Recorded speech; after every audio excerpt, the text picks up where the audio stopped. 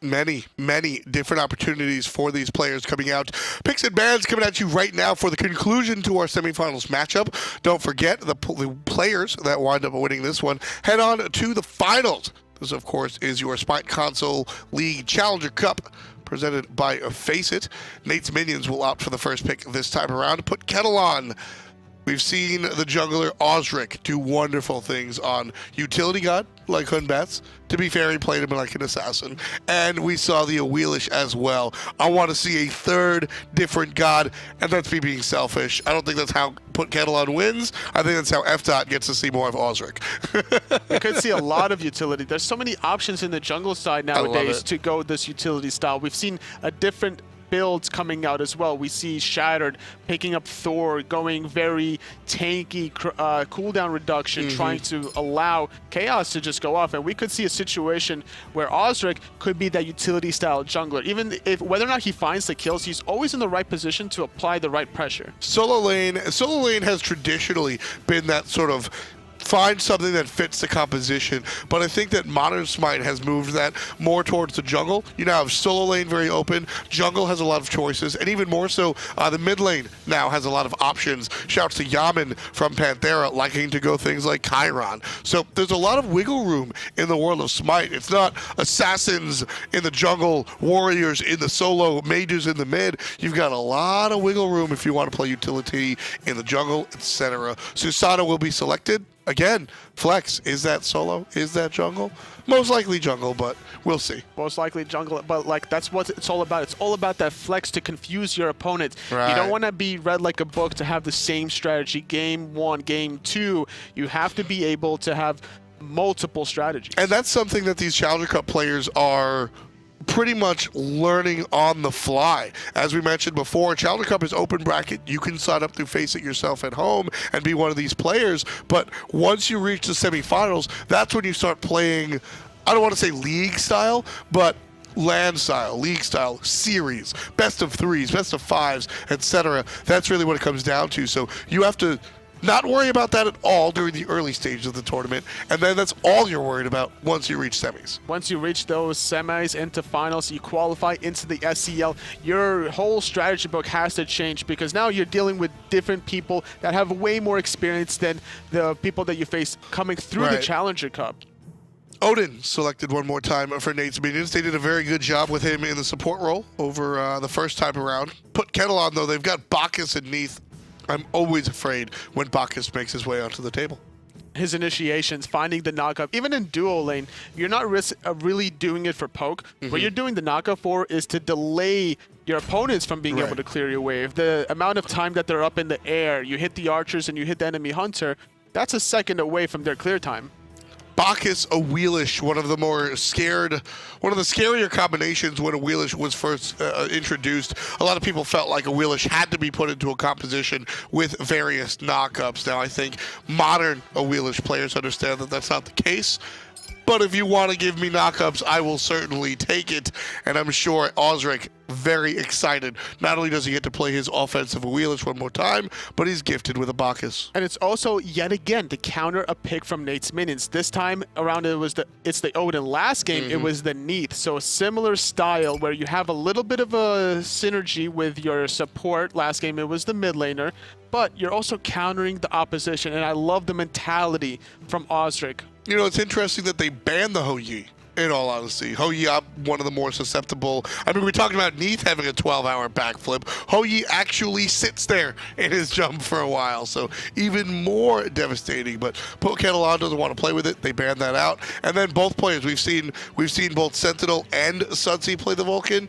Let's just ban it out because we don't have the next pick, which will likely be the Vulcan. And I don't mind the Hou-Yi ban at all because that would synergize very well with the Odin. So these two bans coming out of PutKettle is to deal with any sort of synergy from the Odin. There's also the Isis that they have to worry about, maybe even Hades. Or Zeus, which is the question. PutKettleOn likely, like I said, they've got the choice here, so they're going to ban out the Hou-Yi and the Vulcan. I was expecting one of those choices to be the selection. Instead, we'll see the Soul likely played by Sunsy. We'll see how that one works out. As Nate's minions now get the opportunity to finish their draft, they're looking for a mid lane, which will be Janus, and a Hunter. Janus is going to be allowing the Odin to continue to play aggressive, even if he gets pulled by this Awilix through a wall or whatnot. That portal can make it or break it for the engagement. Love the Janus play. First time we're going to see him today on the Console League Challenger Cup. The hunter for Neith's minions will be the Freya. I am always excited to see a Freya choice, and in all honesty, whenever you see the physical support, whether it's Odin, whether it's Guan Yu, even a Sun Wukong if need be, you always have to keep your mind open saying, hey, that might be a Freya, might be a Kronos, might be a magical hunter, and that's certainly what we're going to see here. The late game damage coming out of Neith's minions between this Freya and Janus, just the magical side, means PutKettleOn has to focus those two gods in the earlier stages. They cannot let this Freya go uncontested. We saw last game the Kronos go uncontested, and that was just too much for the Neith to handle. Had to concede her tier 2 tower earlier on. I expect Auzrik to be in the left side of this game pretty much the entire time. Awilix has a very comfortable early game, a very comfortable mid game, a decently comfortable late game as long as her knockups and pulls are on point. As far as Freya, well, she kills it during the late game, totally, but early game, she's worm food. She has to be careful, but you have the Odin to help you clear the wave. If the Odin's going to be clearing the wave and going to absorb all the enemy cooldowns anyway, then it's not that bad of an idea to have the Freya and Odin combination. I'm more thinking about the ganks, totally. Absolutely. One, Freya with the change to pulse has certainly gotten a little bit better with regard to the lane clear. But of course, big man Odin, he's going to do a lot of the heavy lifting. What happens when Whoop is on cooldown, you're level 4, and an Awilix jumps into your lane? Nothing. You just sort of fall over. So Freya has to be very, very careful, and I would expect a lot of vision, a lot of wards coming out from Neith's minions if they want this left lane to be successful. As well as in the solo lane, you don't want to get ganked often. You have to be so careful because both of these junglers will lean on those solo lanes. We saw it in game number 1 where there was just so much pressure on the Erlang Shen, and they've been able to adapt to it, at least from the second game. Yeah, a little bit of changing there. I think the solo lane was perhaps the largest change. A lot of basics being avoided there. Sentinel on point with the juke shoes, grouping up with Cauzing, and they'll be able to pick up this left side Harpies. And meanwhile, Fire Giant Elementals were being taken between the solo and jungle of PutKettleOn. They're going to try to concede these left side mids, but doing a good job delaying at least, so the timing is still in PutKettleOn's favor. Yeah, Soul doing a very good job, and I think that's one of the smaller things that we usually don't cover. But keeping those camps on different timers, very important job coming out from Shazzy, doing one of the smaller things and making sure that the enemy doesn't have the same timer, so that when they come up, they'll be separated and you can engage on both sides actually without having to worry about that engagement. We saw it also in the second game where the speed buff was delayed for about 25 seconds or so to give you that window of opportunity to maybe make an aggressive play, and you can apply that same mentality into the mid Harpies. Yeah, nothing too extravagant. There's the jump in from the Fat Man, but no knockup found. nMinos, on the other hand, being aggressed on by Mango. Wonderful play coming out here from the Monkey King. That's exactly what he wants to look for. Erlang, Shen, Kumbhakarna, don't care who you're playing. If you're Sun Wukong, you gotta find that poke. The problem is Erlang Shen has to be really close to the wave to find a lot of the attack splash with his in-hands. And with the Death Toll as well, he wants to try to be able to get a little bit more sustain off, so Sun Wukong could just easily stay at a distance comfortably and find the cudgels repeatedly over and over. Exactly. So make no bones about it. nMinos now just using the ultimate will be able to heal up a little bit off of the Sun Wukong here. But the way he clears this wave is going to be with the second ability. The spear will wind up doing a lot of the dirty work. But in order to heal up and keep that health bar healthy, that's, like you said, he's going to have to get up front and center and start hitting with the basics. But he has to be so careful about taking these 1v1 fights because the junglers will take into the fray. But look at this left-hand side. There's going to be a gank. As soon as Janus turns 5, there's the ultimate. Fat Man knocked up. Fat Man taken down. Pasta bughul gets the kill. It's going to be first blood for Neith's minions. Just have to worry about the globals, whether it's a Neith, whether it's a Janus. That level 5 play, you always have to be on the lookout. The jungler on the side of PutKettleOn. He tried to make a play on the solo side, but he did it when the dash was still available for the Erlang Shen, so he was able to juke out the knockup. Look at this exchange. No ultimate available for Mango as he just comes out of it. 25% HP, and Erlang Shen and his doggo giving chase, turns around with the Neith hit, and here comes trouble. 3 players representing PutKettleOn is going to go ahead and put nMinos down 1-1. We're even here, 3 minutes. The same exact scenario as the first game. The Erlang Shen just gets bullied by the Neith World Weaver. Nice Bacchus job. doing a great job sacrificing his own life for the Neith. Yeah, right there, that's a retaliatory cage right there, totally. Odin cage will fall down, so no passive boost, but this should be a kill as long as Susano finds the right hit, and he will. CobbY goes down in the cubby of those picks. Finally finding the kill. I was worried for a moment that Bacchus would find the belly flop. Surprisingly enough, though, the Susano not opting to go for those boars after the kill. The Neith was still in lane. We see the soul in mid. That could have been a nice way to transition a little bit of extra gold in your pocket. Missing the stuff after the stuff. That's right. Just not finding it. Although, to be fair, we saw Nate's minions, we saw their strategy, not always finding the team fight to open the window. This is a team that just likes to force the fight, whether it's on the Gold Fury or the Fire Giant. That's what they're looking to do. So maybe not too concerned with the stuff after it, instead of just trying to cause problems. Mango Man loses half of his HP in the exchange between Odin and Susano. Did a great job, though, juking out that Odin Bird Bomb combination. That would have done even more damage and maybe forcing out the Odin to continue the chase. But look at nMinos. He wants to find the chase. Finds the long-distance javelin. There it is. Celebrate the Summer Olympics with nMinos with that long-range javelin. Well done. Him and the doggo will go on back to base. Well earned. And as we take a look at the matchups elsewhere, Neith finishing off the Transcendence, starting up into the boots. Now we'll start to be swinging a little bit harder. So Productions has informed us that the javelin is Winter Olympics. Well, I don't know that, okay? It's something that you seem to do outside. I don't know. It looks like it's something you do outside, right, Toli? Like you throw? I don't know. Listen, Production's trolling us now. I'm getting trolled back and forth. All I know is USA wins basketball most of the time, all right? That's all that matters. Pretty much. Either way, you know who actually, real life, as the Gold Fury being looked at, hi-rez Nabil, if you guys didn't know. Javelin, discus, hammer throw, shot put. Really, really strong at those sports. Yeah, he's a strong boy. He's a very strong man. If you're at SWC, certainly the guy that you want to take a look at. hi-rezexpo.com. Auzrik trying to get there the hard way, along with his team, PutKettleOn, as these teams try to find themselves in the SCL. Of course, there's a finals there as well. Envy, the team winning last year's, hoping to change things around, are Nate's minions and PutKettleOn. And that's the beauty of these Challenger Cup organizations, Toli, is that you can go from entering in a anybody can come tournament to going and finding your way into a pro league and then on the big stage at the Smite World Championship. That's right. We haven't really seen a repeat performance at the World Championships. So this could be another time and opportunity for either of these two teams to make a name for themselves. Exactly. And, you know, watching it already, I'm already well aware of who Auzrik is. I expect to see this guy later on down the line. Even if this team isn't the team that makes it, Auzrik, I have already been impressed. And you can definitely guarantee that a lot of the SCL players are looking at these games, maybe scouting out some talent. And that's the fun part, because when we look at the world of PC, right, the game has been established for so long, the players are known, and we're seeing this second generation of players come in, but everybody seems to have a real beat on what's going on.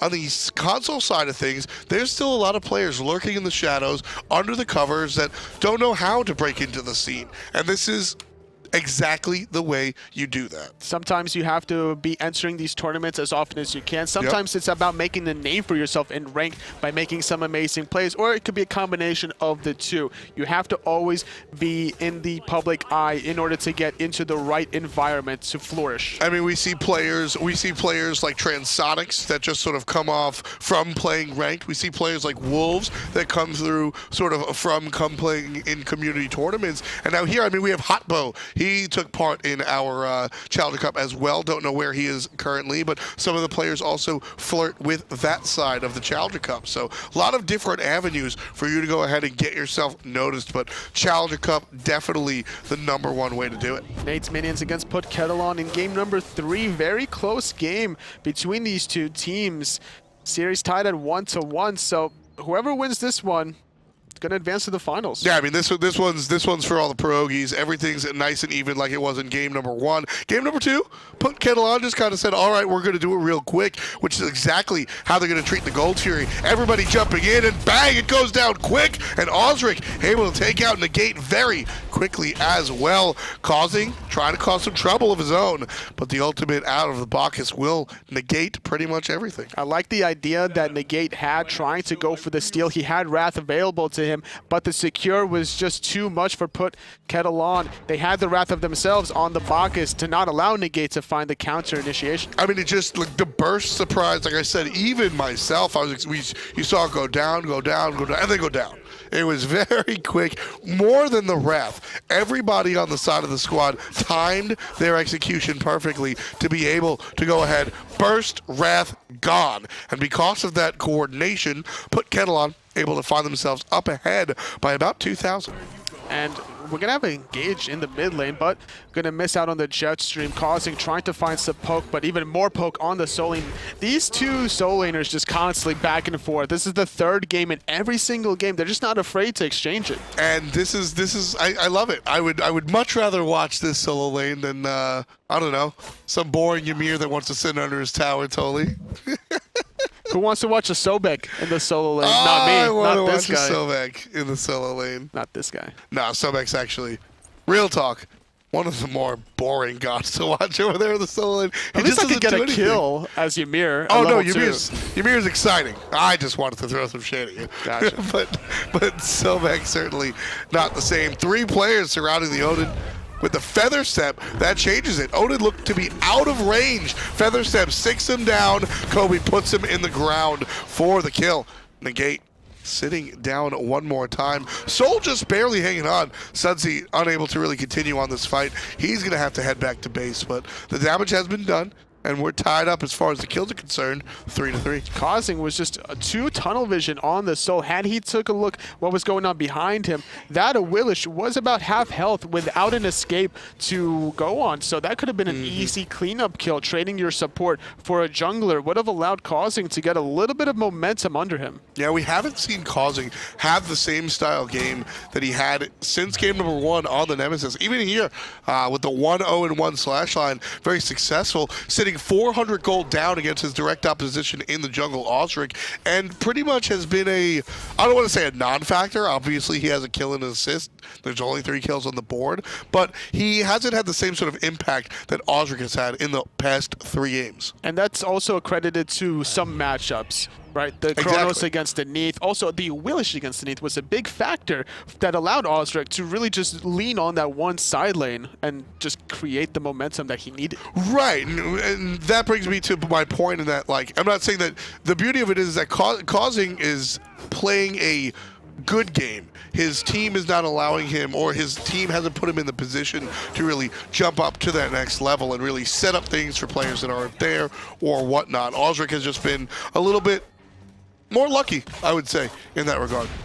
Soul lane, just more poke yet again. Not really surprised. Luckier. Both soul laners exchanging ultimates. We're going to have nMinos sustain quite heavily here in a moment. The meditation was used by some Wukong to allow him to stay in this team.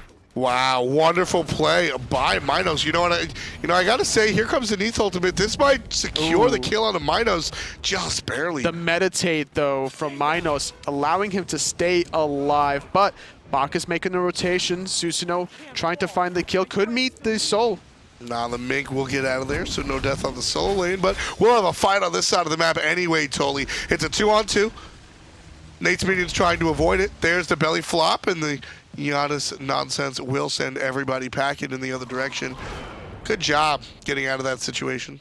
So Gold Fury is still down for an extra 2 minutes or so, and look at this, there's an invade on the red buff and the boards. This is Awilix Neith recognizing the advantage. Janus trying to allow his team to get in a position with those portals, but it's not really going to allow too much. There's the whoop, and that should be a dead Neith pretty much, especially with respect to the ultimate god, but she gets a kill. Auzrik gets one, Auzrik gets two. All of it off of the assist from the Bacchus. Well done, CobbY, knocking 3 players into the air while his teammates put him in the ground. And with those 3 kills, they're going to keep on the aggression. Odin forced to use the shield, trying to survive against Auzrik, thinking about jumping back in, but just going to back instead. The mid-tier 1 tower is getting aggressed on, and in the solo as well, just all over the place is Kettle. I gotta say, nMinos here playing very well on the Erlang Shen. I think nMinos just in general, totally. If you want this caster's 2 cents, nMinos is just playing a better Erlang Shen than I think we saw across the way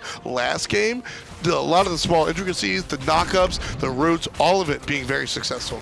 Also not dying too often to the Nemesis and the Neith combination. Yeah, I think that'll do it too. Gold Fury going the way of PutKettleOn, thanks to the opening provided to them by some of the team fights. So now PutKettleOn now doubling the kills of Nate's minions, more than doubling their lead, 6,000 gold as well. And this is pretty much what we saw in game number 2, Tolly, where things were even for a minute, make us think that it's like game number 1, and then PutKettleOn very quickly supposes and moves the lead in their direction. It's all about the Gold Furies. We didn't really see that many Gold Furies coming out in the first game between either of these 2 teams. Second game was a different story, as well as the third. PutKettleOn is just all over the place. You know what? And I gotta give credit to that is the key. That is the major key alert, to use the pop culture reference, right? PutKettleOn, they got the Gold Fury at 5 minutes, and they realized, hey, Nate's minions isn't able to handle this. And not able to handle this 1v1 matchup. The turtle was chasing the ox, just going to continue the fight as Awilix makes the rotation as well. That's what that big smile was. You like seeing the 2 animals go at it. Now, animals in the right-hand side pull onto the Susano, causing half HP. A lot of damage being dealt out by Auzrik. Can't catch 2, but 3 stuck in the ring. He'll find an exit thanks to the Janus portal. Nice dodge there from Auzrik. He'll blink forward, looking for Cauzing. One more poke. That'll do it. Number 7 from PutKettleOn. 100% kill participation for the jungle. The patience from Auzrik, just waiting to allow him to get the blink, getting out of combat, and also avoiding the unstable vortex from this Janus, allowing him to get that kill. And now look at this. The rest of his team is putting pressure on this tier 2 tower in a 4-on-3. Auzrik just baiting himself out, jumping out, can easily go back in at any given moment. Knock up onto the Erlang Shen. Yeah, he's just being a hassle. That's really what Auzrik's doing. He's just being a hassle. We watched him. I love the non-play, right? He comes in on the Suku onto the tower and then just jumps over the wall. Just seeing if somebody wants to use a cooldown on him. Should the initiation happen on the jungle, he knows that his team is going to follow up. If not, he jumps over the wall and looks for a pull. Still has the purification as well, so that's a very important cooldown to utilize. And if they found an additional kill or 2 there, that tier 2 tower in the solo side definitely would have went down. Ooh, talk about an additional kill. There's the purification out of the Freya. The ultimate's used. That's all her tools, totally. She's going to get dove. Oh, it's a combat call. Sanctuary used, and this guy, not even the focus. It's all about the tower. It's all about the tower, finding not the kill, but finding the cooldowns and the space control that they need to get the tower. The discipline to not chase that kill is not something that we're used to seeing on the challenger level of play, to be honest with you. A lot of times these guys will go off and find that kill, which might wind up in a bad situation. Instead, PutKettleOn, they put their seatbelt on, they chase the Freya out, and they say, hey, we're just looking for the tower. We'll see you later. And it's always refreshing to see that kind of level of play out of the Challenger Cup. That's the necessary mindset you need to have going forward, because that's the mindset of every professional currently. You have to know what you can get away with and where you know you're just wasting time. Susano trying to fight what looks like 1v2. Just a Sun Wukong decoy. Here comes the knock up onto Janus, but he's got friends. Slowed down by the Odin. Janus will be safe, no problem. Different story for bughul. Auzrik takes out number 8, still with the perfect kill participation. Freya ultimate just coming off cooldown currently, as the Purification and Sanctuary are on cooldown, so that's exactly what Auzrik is just leaning on, and leaning on more is forcing out the Purification out of Susano just all over the place, whether it's left, right, or middle. Everywhere. I mean, just like everywhere. Everywhere. And now he's going to shade over to the middle lane. Knock up by Susano. Well played. And Auzrik will get taken down thanks to Sentinel. Really all about the Susano knock up there. Sentinel able to find the damage off of it. Well done. Root. Soul finds a way out. Not a big deal. Different story for the Neith. Backflip is good, but follow-up not going to be there.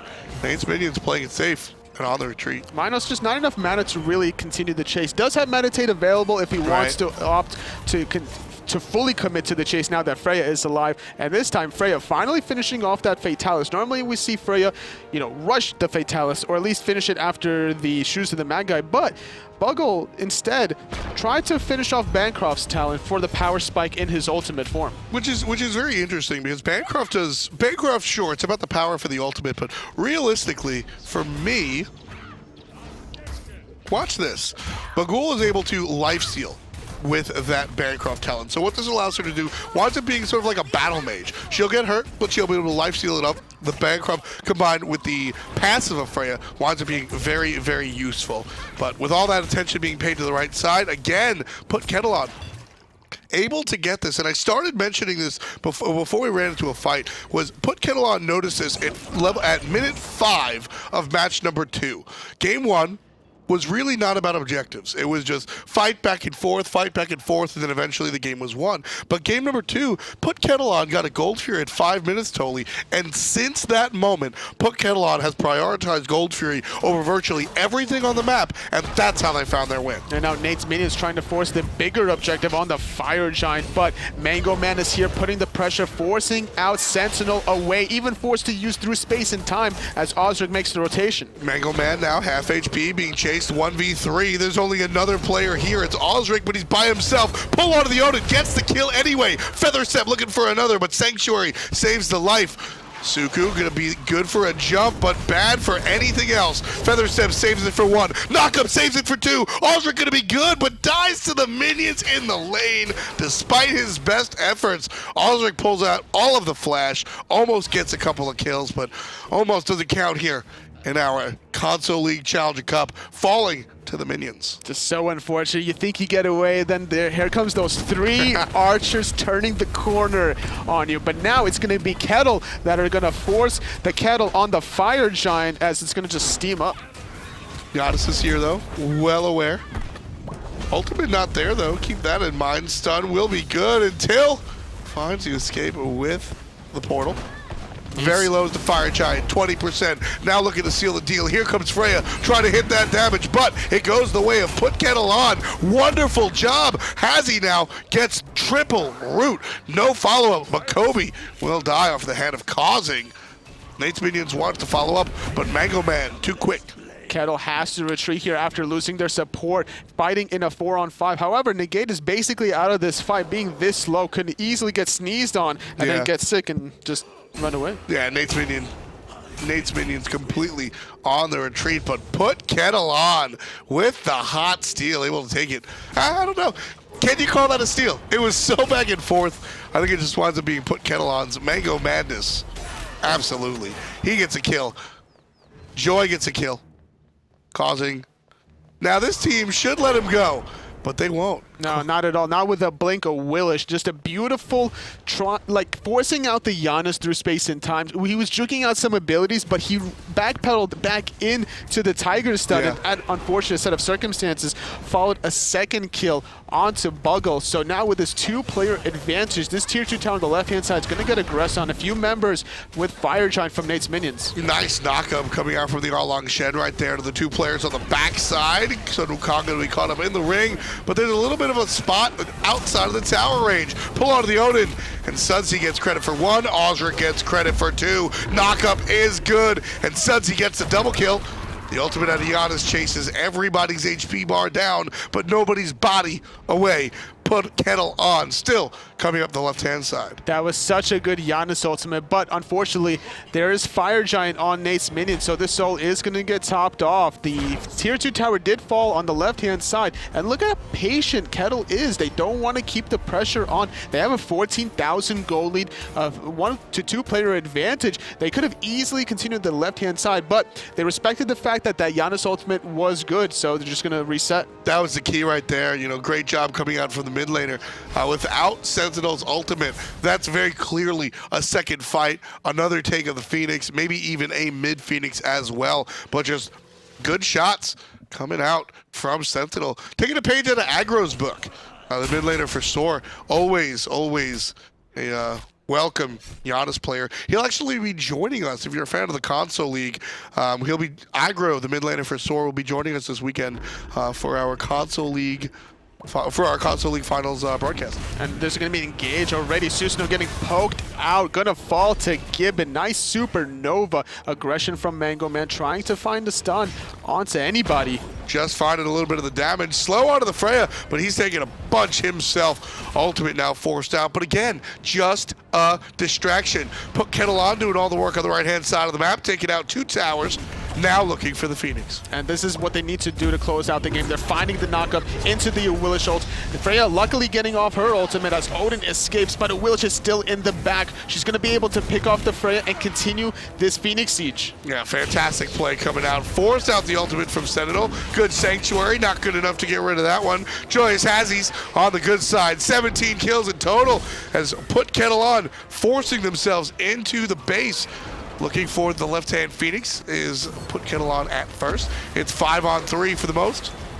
Typhoon doing a good job delaying this last Phoenix siege, taking out the objective destroyers of the Neith and the Soul, but nMinos getting destroyed by Auzrik just yet again. Cauzing just sort of staying right on his tower. Wants to make sure that's not the aggression. Stun. Gone. CobbY with that one. The only one alive is, well, the Titan, folks. PutKettleOn is your team heading on to the finals. 24 minutes of play and 20 kills on the board. Again, looking directly at Auzrik. 19 out of 20 kills involved the jungler. We saw him on the Hunbats the first game, and then the Awilix games 2 and 3. Just on point all the time. We saw the different style also. We saw the assassin style the first game, which was such a close game for a long point in time up until the 33-minute mark, and then the second and third game is just all over. Exactly, like you said, we saw the Hunbats transition into the assassin, but very early on started as a team fight character, and then this is what we got gifted for games 2, and then of course this is game number 3, just pure devastation. Auzrik was able to run around. Is this the fun play? Yeah, so he's outnumbered right here, takes 2 on, watch the wait here, knowing the unstable vortex is coming, and then goes directly for the blink onto the Susano. All of those small plays wind up giving us the highlight reel. And it's not even just those plays in the team fights, just a small amount of pressure that he provides in the solo lane, in the dual lane, and that's where the things really open up for Kettle. I mean, you were talking about it in game number 2. We saw all of the pressure. We saw all of the pressure in all of the lanes, and that was because of the threat of the Awilix. Every single time Neith's minions pushed up pretty much past that halfway mark, they got knocked up into an Awilix pull. And it was just so smart also, the Awilix pick in general, because the second game, it was to counter the Neith, and the third game, it was to counter the Odin. Great play coming out from Auzrik and the rest of his team. Nets PutKettleOn into the finals. They will be taking on the winner of Abstract and Battalion.